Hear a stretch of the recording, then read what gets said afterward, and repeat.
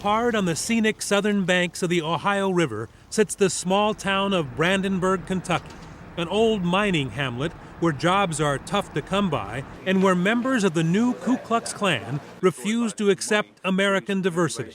I will be all over the place, and I'm bringing our race back up to what it was.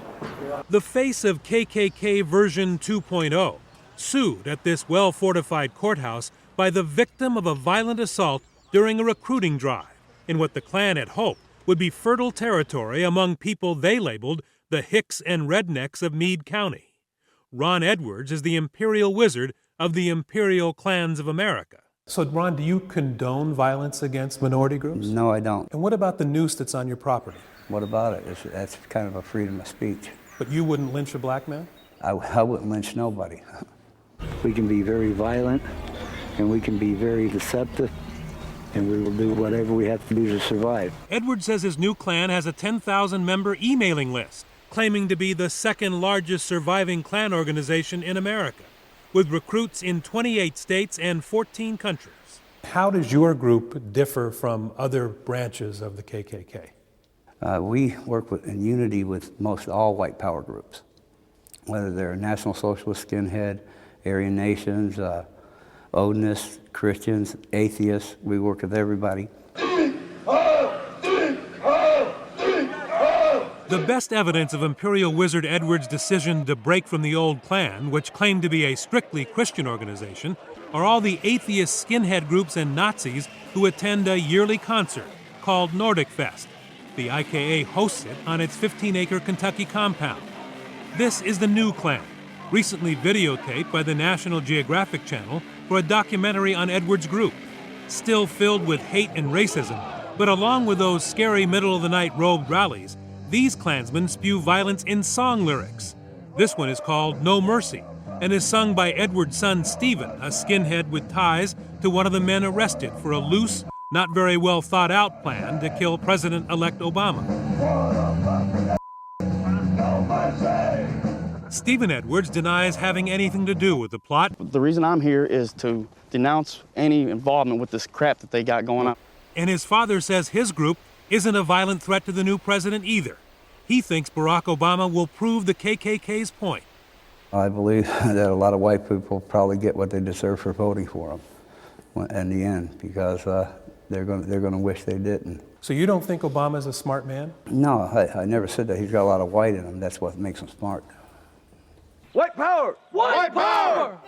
The hate speak has not changed much, but the new Klan's biggest recruiting tool is now the internet. The Imperial Klans of America site is sophisticated and is Ron Edwards' main fundraising tool. A young kid who couldn't find a Klan meeting or skinhead crowd if he wanted to, in the anonymity of his own bedroom, can log on, and next thing you know, they're text messaging and emailing and talking to other people like them, loners, all over the United States. Civil rights attorney Morris Dees of the Southern Poverty Law Center is using the courts, often in the Klan's own backyard, as in this Kentucky case, to bankrupt its leaders and confiscate their property. One of the speakers said, kill Jews, but before you kill them, torture them. This is not the old-fashioned Klan. Ron Edwards doesn't even have a Klan uniform, probably that's not moth-eaten. They wear around paramilitary stuff and T-shirts, and they have their favorite weapon of choice, and that's those steel-toed boots. One of the skinhead rock groups even sang about their trademark boots.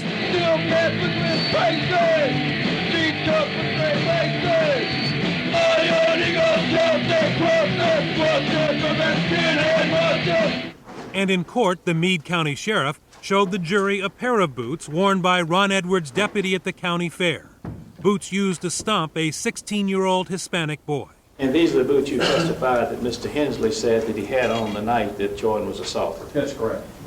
Jordan Gruver is actually U.S. born, his family from Panama. But 4 of Ron Edwards' Klansmen did not know the difference or didn't care, and beat him with no mercy at the Meade, Kentucky County Fair 2 summers ago. Absolutely afraid that I wasn't going to make it home to my mom that night. This is the spot Jordan says still gives him nightmares. On hot summer nights when the fairgrounds are open, they sell pork chops and burgers here. Jordan was in line for water when trouble approached, shouting racial slurs and obscenities and wearing thick black boots with steel toes. All I could see is a bunch of feet. you know. What were these feet doing, Jordan? Kicking me as hard as they possibly could. Jordan, then 16 and 135 pounds, suffered broken ribs, a broken jaw, and permanent nerve damage to his arm. The Klansmen were convicted of the beating in criminal court, and now he sued them in civil court for damages. The boots belonged to Edwards' second in command at the time, Jared Hensley, who pleaded guilty to the assault and got out of prison just in time to be sued. Do you feel bad about what happened to him? Absolutely not. It matters nothing to me. Do you believe in violence? Absolutely. Hensley was there at the fair, but here is the tricky part of the case. The leader of the new Klan, Ron Edwards, was not. He was nowhere near the beating, didn't know his men were at the fair, never met Jordan Gruver, and actually condemned the attack. I regret what happened to him. We don't condone what happened to him, and I wish it really never did. But Edwards was sued just like his guys who did the kicking because, says Morris Dees, Edwards' website and conventions promote violence and hate. And since his men were recruiting at the county fair, he is just as responsible as the men who did the kicking. They're just mean-spirited human beings that are losers in life, and they see Ron Edwards as a god, and they want to please him.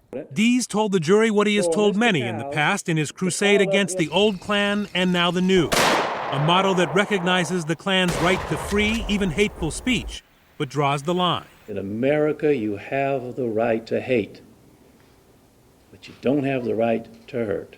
And after 6 hours of deliberation, a rural Kentucky jury with no blacks and no Hispanics stood up to the Klan and denied that Meade County is a good place for KKK recruiting, awarding Jordan Gruver $2.5 million in damages.